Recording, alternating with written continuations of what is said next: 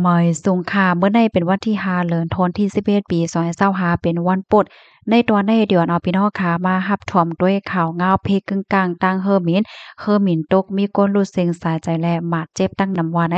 เมื่อในกำเหลียวข่าววันที่5เดือนธันวาคมที่11ปี2025ในมีข่าวงาวออกมาว่าเฮอหมินต่างกลกาค่ะเนาะเป็นเฮอหมินเส้น UPS 2976ตกเบอร์ข้าวยาม5โมงปลาย15มินิทวันที่4เดือนธันวาคมที่11จำหนังข้าวยามในปื้นตีเนี่ยค่ะเพราะว่าเป็นที่เมืองไทยได้ก็เป็นตอนกลางไนท์นั่นค่ะนะเนาะเพราะว่าที่เมืองอเมริกาเมื่อเหลียวเนี่ยก็ยังตึกเป็นตอนกลางค่ำของวันที่4ว่าหนังไนท์เนี่ยค่ะเฮอร์มินได้เลยเกิดขึ้นเปิงเป็นเพศกึ่งกลางเมื่อพ้องตีลูกตีกว้างเฮอร์มินลุยวินโมฮัมหมัดอาลีเหี่ยวก็มุ่งหน้าดีกว่าที่เว้งโฮโนลูลูใจเมืองฮาวายจึงเมืองอเมริกาว่าไหนค่ะพ้องยาบเหลียวในตั้งฝ่ายภูมิปนพรเขาเนี่ยก็ตึกอ่อนกันจอยเถียมปยกก้มทิ้งอันไฟลูกไม้ในปอกกำไนเนี่ยค่ะเสียวก็เปิ้นเผาถึงก้นวันก้นเมืองว่าอย่าไปกว่าจู้จำเปิ้นตีในให้เลยอยู่ห่างไกลกันตั้งเปิ้นตีในหมอก8กิโลเมตรเจอในว่าหนังไหนเนี่ยค่ะอ้อ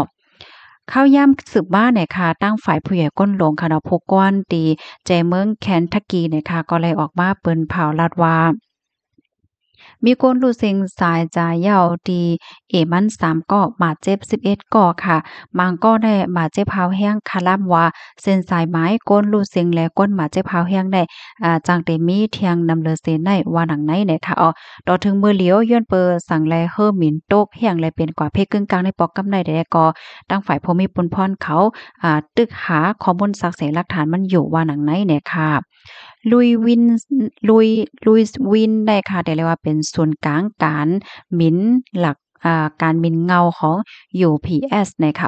UPS นะคะก็เป็นคอมพานีต่อส่งกลการตั้งขายใหญ่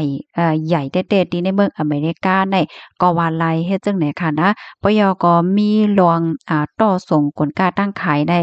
หมอกซองปากจึงเมือง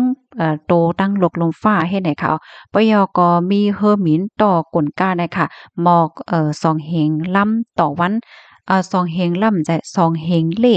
ต่อวันเฮ็ดจังเนี่ยนะเหี่ยวก็ใจเฮอหมินตั้งเสียงตั้งบนได้5ปาก16ลำเนี่ยค่ะตั้งฝ่าย UPS ได้เป็นเจ้าของอันเฮอหมินอันเป็นของ UPS ได้มี2ปาก94ลำเนี่ยค่ะเลอเซนั่นก็เป็นเฮอหมินอันขาดมาว่าสังว่าเจ้าได้เฮ็ดได้ค่ะค่ะข้อมูลตอนในค่ะเลยเปิงอิงเอามาดี THA อัปเดตในค่ะเนาะเป็นรองตั้งที่อันเกิดขึ้นเป็นในวันมื้อเหลียวในกำเหลียวยาวว่าไหนค่ะเพกึ่งกลางในค่ะเนาะเพราะว่าใครเป็นมากกว่ากำหนึงก้วยในค่ะเหมือนจังหนัง UPS เนี่ยก็เป็นชื่อเสียงใหญ่เรื่องหลังคณะเป็นคอมมานดีต่อกลกาตั้งกลว่าสังว่าจังเนี่ยโคของมันเหมือนเรื่องตัวอย่างเปิงแต้งมาไหนเพราะว่าสังโคของในอันมาส่งมันก็ได้เป็น UPS ในยาวในค่ะพี่น้องเฮาค่ะค่ะ นั่นคือพี่น้องค่ะที่แรกพวกขังก็คือตั้นและตั้งโหตั้งหันกุมมือวันนั้นพี่น้องค่ะเจอไปแล้ว follow ติดตามไว้ก็แคนดอ follow ติดตามไว้เสกัมในค่ะเนาะยอก่อนนั่นคือพี่น้องคนเมืองใต้เฮาค่ะประเด็นเลยรับถอมหลายๆรับโหข่าวงาวลองตั้งเปิงเป็นที่นอกเมืองนั้นก็จะกันสืบเปิ้นแพร่แชร์ก็เสกัมในค่ะเนาะฝ่ายหนึงก็ได้เลยเป็นแห้งใจตอนตากข้าวใส่หม้อหอมในค่ะยินจมเย็นนำค่ะออเหมือนสงค่ะ